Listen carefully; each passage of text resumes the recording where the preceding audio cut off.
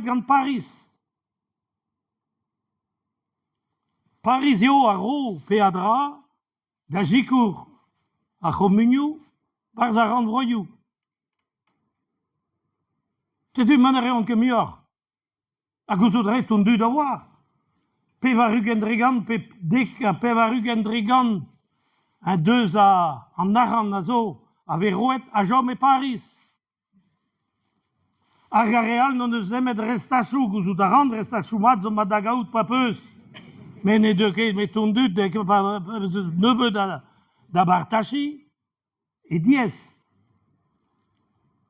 Hag setu kaer e peho, e raouzon eo e vo divizet pieseur de labourioù a veho great, hag e pler e veho great.